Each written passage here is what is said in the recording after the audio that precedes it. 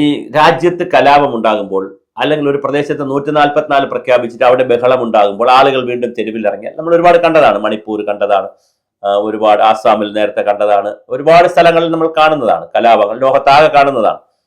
144 പ്രഖ്യാപിച്ചാലും സർക്കാർ ലാ and order വളരെ സ്ട്രിക്റ്റ് ആയി നിന്നാൽ അടിയന്തരാവസ്ഥ സമയത്തും നമ്മൾ കണ്ടതാണ്. പക്ഷെ അപ്പോൾ കലാപം ഉണ്ടാക്കുമ്പോഴും വളരെയധികം കത്തിക്കരിഞ്ഞ് ഒരുപാട് ആളുകൾ മരിക്കുമ്പോഴും ജില്ലാ ഭരണകൂടങ്ങൾ, കളക്ടർ അല്ലെങ്കിൽ ഈ സംവിധാനങ്ങളൊക്കെ, അന്ന് റേഡിയോയും TV ദൂരദർശനൊക്കെ ഉള്ളു. റേഡിയോ ആണ് പ്രധാനം. ഏറ്റവും കൂടുതൽ ആളുകൾ കേൾക്കുന്ന ഒരു മീഡിയം റേഡിയോ ആണ്. റേഡിയോയിൽ കൂടെ അനൗൺസ്മെന്റ് വരും, യാതൊരുവിധ പ്രശ്നവുമില്ല, എല്ലാവരും ശാന്തരായിരിക്കണം, ശാന്തരായി പിരിഞ്ഞു പോകണം, ഇവിടെ യാതൊരു കുഴപ്പമില്ല, എല്ലാം സുഖമായിരിക്കുന്നു, എല്ലാം നിയന്ത്രണ വിധേയമാണ്. എപ്പോഴും പറയുന്ന വാക്കാണ് അണ്ടർ കൺട്രോൾ ആണ്, എല്ലാം അണ്ടർ കൺട്രോൾ എന്ന് പറയും. ആളുകളിൽ കോൺഫിഡൻസ് കൊടുക്കാൻ പറയുന്നതാണത്, അല്ല കാര്യത്തിൽ ഒരുപാട് പേരോട് ചത്തുകൊണ്ടിരിക്കുകയാണ്.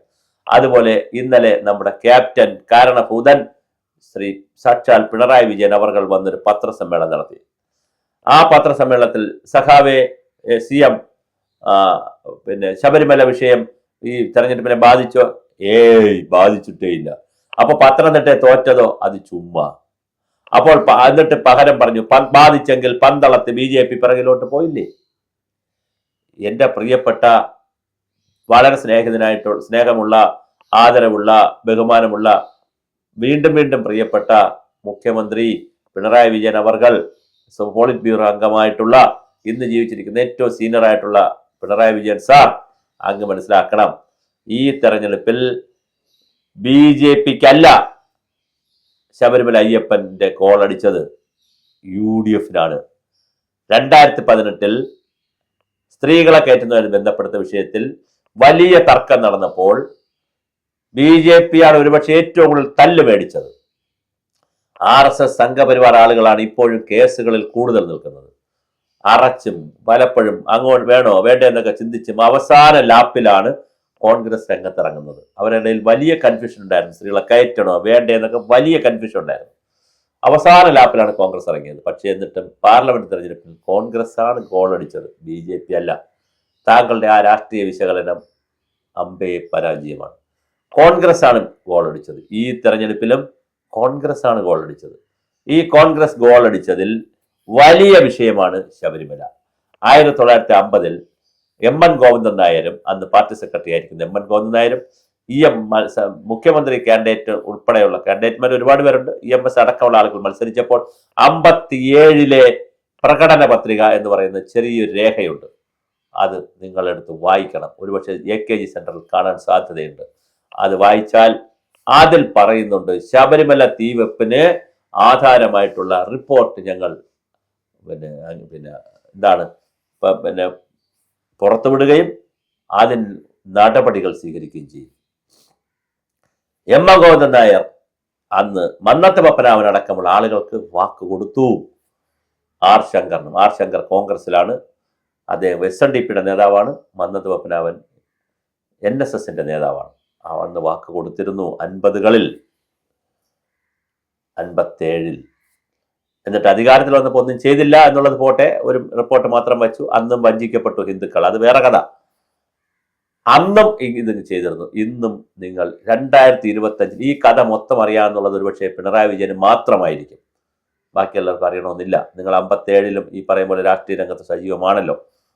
അസംബ്ലിയിൽ നിങ്ങൾ 60 ആ കാലഘട്ടത്തിലൊക്കെ കൂത്തുപറമ്പിൽ നിന്നും തലശ്ശേരിയിൽ നിന്നൊക്കെ ജയിച്ച് വന്നിട്ടുണ്ടല്ലോ, 77ലും ഒക്കെ. അപ്പോൾ താങ്കൾക്ക് ഇത് വളരെ വ്യക്തമായി അറിയാൻ പറ്റും. അപ്പോൾ ഇതൊരു വിഷയമാണ്. ഈ തെരഞ്ഞെടുപ്പിൽ ശബരിമല വല്ലാതെ ഉപദ്രവിച്ചിട്ടുണ്ടെന്നും ആ ഉപദ്രവം പന്തളത്തെയോ പാലക്കാടെയോ അല്ലെങ്കിൽ ഏതെങ്കിലും കള്ളിക്കാട്ടെയോ ഏതെങ്കിലും 2-3 തദ്ദേശഭരണ സ്ഥാപനത്തിൽ BJP തോറ്റുപോയതുകൊണ്ട് ബാക്കിയെല്ലാം ഞങ്ങൾക്ക് കിട്ടിയിരിക്കുന്നു എന്ന് പറഞ്ഞാൽ താങ്കൾക്ക് ഇലക്ഷൻ വിശകലനം നടത്താൻ കഴിയില്ല, അല്ലെങ്കിൽ അറിയില്ല. അല്ലെങ്കിൽ താങ്കൾ ഞാൻ ഈ പറഞ്ഞ പോലെ പഴയ കളക്ടറുടെ ഒരു പ്രസ്താവന, ഞാൻ നേരത്തെ പറഞ്ഞ പോലെ നാട് കത്തുമ്പോൾ തീ പിടിക്കുമ്പോൾ ഒരുപാട് ആളുകൾ മരിച്ചു പോകുമ്പോഴും അണ്ടർ കൺട്രോൾ എന്ന് പറയുന്ന ഒരു ആത്മവിശ്വാസം കൊടുക്കുന്ന പണി ആണ് താങ്കൾ ചെയ്തത്. രണ്ടാമത്തെ വിഷയം, വെള്ളാപ്പള്ളി നടേശനെ താങ്കൾ കാറിൽ കയറ്റി എന്ന് പറയുന്ന ഒരു കഥ. വെള്ളാപ്പള്ളി നടേശന് കേരളത്തിലെ ഏറ്റവും വലിയൊരു സാമുദായിക നേതാവാണ്. 10-75 ലക്ഷം വരുന്ന ഈഴവരുണ്ട്. അതിൽ എല്ലാ ഈഴവരുടെയും നേതാവായില്ലെങ്കിലും SN ട്രസ്റ്റും SNDPയുടെ ഒക്കെ പ്രധാനപ്പെട്ട നേതാവാണ്. പക്ഷെ അദ്ദേഹത്തിന്റെ ഈ നിരന്തരം അദ്ദേഹം പറയുന്ന ചില വിഷയങ്ങളെ സംബന്ധിച്ച് താങ്കൾ ഒന്ന് അദ്ദേഹത്തിനോട് പറയേണ്ടിയിരുന്നില്ലേ എന്നൊരു ചോദ്യം കൂടി ഉണ്ട് കാറിൽ കയറിയപ്പോൾ. ഇനി അടുത്ത ചോദ്യം, താങ്കൾ സ്വർണ്ണക്കടത്തിന്റെ കാര്യം പറയുമ്പോൾ എന്തുകൊണ്ട് പത്മകുമാറിനെ അകത്ത് കിടക്കുന്ന പത്മകുമാറിനെ പാർട്ടിയിൽ നിന്ന് പുറത്താക്കിയില്ല എന്ന് ചോദിക്കുമ്പോൾ അതിന് പറയുന്ന ന്യായം, സോണിയാഗാന്ധിയുടെ കൂടെ കയ്യിൽ ഉണ്ണികൃഷ്ണൻ പോറ്റി കെട്ടിയില്ലേ, അതെന്ത് ന്യായമാണ്? അപ്പൊ സോണിയാഗാന്ധിയുടെ കൂടെ ഉണ്ണികൃഷ്ണൻ പോറ്റി നിൽക്കുന്നതും അടൂർ പ്രകാശിന്റെ അടുത്തും അല്ലെങ്കിൽ ആന്റണിയുടെ അടുത്തും ഒക്കെ നിൽക്കുന്നതും സാധാരണ ആളുകൾക്ക് സോണിയയുടെ അടുത്ത് പോകാൻ കഴിയാത്തത് കൊണ്ട് ഉണ്ണികൃഷ്ണന് പോകാൻ പറ്റിയില്ലെങ്കിൽ എന്താണ് ബന്ധം എന്ന് നമുക്കറിയണമെന്ന് പറയുന്നത് ഒരു മുഖ്യമന്ത്രിയാണ്. അങ്ങനെ മുഖ്യമന്ത്രി പറഞ്ഞാൽ പോരാ, മുഖ്യമന്ത്രി പറയേണ്ടിയിരുന്നത് ഞങ്ങളുടെ പാർട്ടിയിലുള്ള കുറച്ച് ആളുകൾ ഇതിനകത്ത് പെട്ടിട്ടുണ്ട്, അവരെ ഞങ്ങൾ പുറത്താക്കണോ വേണ്ടെന്ന് പാർട്ടി തീരുമാനിക്കും. ഇന്നലെ വേറൊരു തമാശയും കൂടെ നടന്നു. സാധാരണയായി ഈ രാഷ്ട്രീയക്കാരൻ CPM അങ്ങനെ പ്രയോഗിച്ച് കണ്ടിട്ടേയില്ല, പിണറായി വിജയൻ അങ്ങനെ ഒരിക്കലും കണ്ടിട്ടില്ല. സാധാരണയായി ഒരു വിഷയം ചോദിക്കുമ്പോൾ താങ്കൾ തന്നെയാണ് മറുപടി പറയുന്നത്. ഇത് താങ്കളോട് ചോദിച്ചപ്പോൾ അത് എനിക്കറിയില്ല, അത് ഗോവിന്ദനോട് പോയി ചോദിക്കണം എന്ന് പറഞ്ഞപ്പോൾ, അല്ലെങ്കിൽ പാർട്ടി സെക്രട്ടറിയോട് പോയി ചോദിക്കണം എന്നുള്ള അർത്ഥത്തിൽ പറഞ്ഞപ്പോൾ എന്താണ് ഈ പാർട്ടിയിൽ നടക്കുന്നത് എന്നുള്ള ചോദ്യവും വളരെ പ്രധാനമാണ്. അപ്പോൾ പിന്നെ ശബരിമല വിഷയത്തിലും അങ്ങനെ തന്നെയാണ്.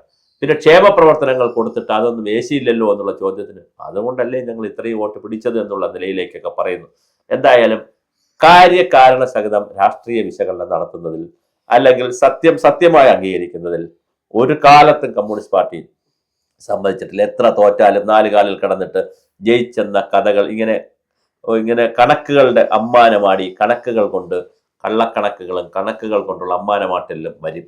അപ്പോൾ അവിടെ മുഖ്യമന്ത്രി ഇന്നലെ പറഞ്ഞത് 3-ാം ഊഴം റെഡിയാണ്, എല്ലാം റെഡിയായിരിക്കുകയാണ്, ഇനി പായസം കഴിച്ചാൽ മതി, അല്ലെങ്കിൽ പായസവും പപ്പടവും കൂടെ ആയി കഴിഞ്ഞാൽ പപ്പടമൊക്കെ അവസാനമാണല്ലോ കാച്ചുന്നത്, പപ്പടം കൂടെ ആയി കഴിഞ്ഞാൽ നമുക്ക് സദ്യ തുടങ്ങാം എന്ന് പറയുന്ന ഒരു കാഴ്ചപ്പാട് സഖാക്കളെ സംബന്ധിച്ച് പോലും അവരാരും ഉണ്ടയില്ലാതെ ഉള്ള വെടിവെച്ചതായിട്ടാണ് അവർക്ക് മനസ്സിലാകുന്നത്.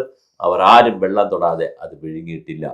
കേരളത്തിന്റെ പൊതുബോധത്തിൽ നിൽക്കുന്ന ചില കാര്യങ്ങളുണ്ട്. ആ പൊതുബോധത്തെ കുഞ്ഞനം കുത്തി കാണിക്കരുത്, അതിനെ ഇളിച്ച് കാണിക്കരുത്. പൊതുബോധത്തിൽ നിൽക്കുന്നത് 50-ലെയും 57-ലെയും കണക്കെടുത്താലും 2025-ലെ കണക്കെടുത്താലും ശബരിമലയിൽ നടന്ന കൊള്ള, തീവയ്പ് ഒക്കെ ജനങ്ങൾ വളരെ കൃത്യമായി ചർച്ച ചെയ്യുന്നുണ്ട്. അല്ലെങ്കിൽ പോറ്റിയെ കേറ്റിയെ എന്ന പാട്ടിനെ ഇത്രയും നഖശികാന്തം എതിർക്കാനും ആ 4 വരി 8 വരി അല്ലെങ്കിൽ 16 വരി പാട്ടിനെ ഇങ്ങനെ കൊല വിളിക്കാനും രാജു അബ്രഹാമിനെ പോലെയുള്ള ആളുകൾ ഇറങ്ങി, CPM-കാരും എല്ലാവരും കൂടെ ഇറങ്ങി ഇത് എഴുതിയ ആളിനെയും അത് പിന്നെ ട്യൂൺ ചെയ്ത ആളിനെയും പാടിയ ആളിനെയൊക്കെ കൽത്തുറങ്കിൽ അടയ്ക്കുമെന്ന് ഇറങ്ങി പുറപ്പെടില്ലായിരുന്നു. അതൊരു പാട്ടല്ലേ, അതെങ്ങോട്ടോ പോട്ടെ എന്ന് പറയുമായിരുന്നു. അതിനപ്പുറം അതിൽ കയറി പിടിച്ചതും നിങ്ങൾക്ക് ശബരിമല പൊള്ളിയത് കൊണ്ടാണ്. അപ്പൊ ശബരിമല പൊള്ളിയിട്ടില്ല എന്ന് ഇനിയും പൊള്ളാൻ കിടക്കുന്നേ ഉള്ളൂ. അതാണ് എൻ്റെ തമാശ. അസംബ്ലി തെരഞ്ഞെടുപ്പ് വരെ ഇത് നീളും.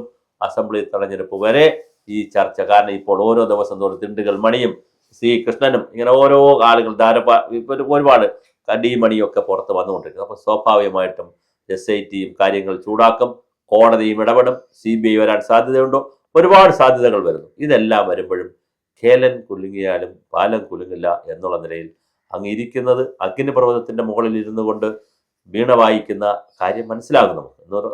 നൂറോ ചക്രവർത്തിയുടെ വീണ വായനയൊക്കെ ഉണ്ടല്ലോ ചരിത്രത്തിൽ. രാജ്യം കത്തുമ്പോൾ നീറോ ചക്രവർത്തി വീണ വായിച്ചു എന്ന് പറയുന്ന കഥയുണ്ട്. താങ്കൾ ഈ രാജകൊട്ടാരത്തിലെ ഈ അരക്കില്ലത്തിൽ നിന്ന് പുറത്തു വരണം എന്ന് പറയുന്നുണ്ട്. രാജാക്കന്മാരെ കുറിച്ച് പറയാറുണ്ട്, അരക്കില്ലത്തിൽ നിന്ന് രാജാവ് പുറത്തു വരണം. എനിക്കും പിണറായി വിജയൻ അവർകളോട് പറയാനുള്ളത്, നിങ്ങൾ ഈ സ്തുതിപാഠകരുടെയും മാർക്കറ്റിംഗുകാരുടെയും PR വർക്കുകാരുടെയും അരക്കില്ലത്തിൽ നിന്ന് താങ്കൾ പുറത്തു വരണം.